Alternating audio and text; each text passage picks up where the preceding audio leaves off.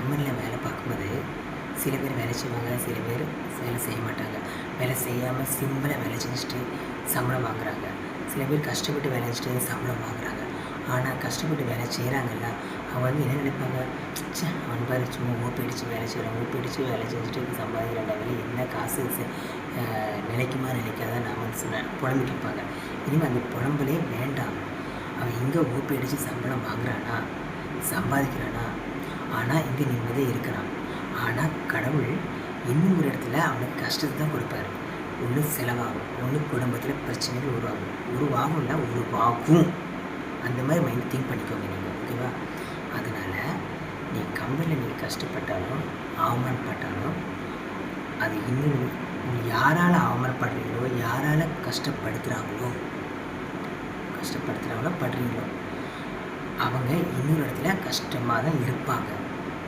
ஆனால் அது கம்பெனியில் இருக்கவே இருக்காது. அதை தூர் பண்ணுங்கள். கரெக்டாக இருக்கிறவங்களுக்கு எந்த ப்ராப்ளமும் இல்லை. ஒரு சில பேர் சும்மா நடிப்பாங்க, கம்ப்ளைண்ட் பண்ணாத மாதிரி இருப்பாங்க, நியாயமாக இருக்க மாட்டாங்க, அதிகாரம் காய்ப்பாங்க.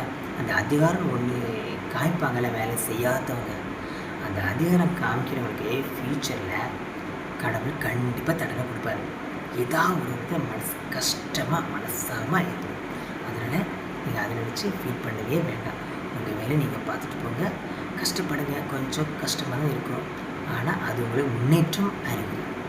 கஷ்டப்படாதவங்களுக்கு லைஃப்பில் முன்னேற்றங்கிறது வராது. ஃபஸ்ட் லெவல் முன்னேறும், அடுத்த லெவல் டவுன் ஆகும். ஓகேவா? திங்க் பண்ணுங்கள்.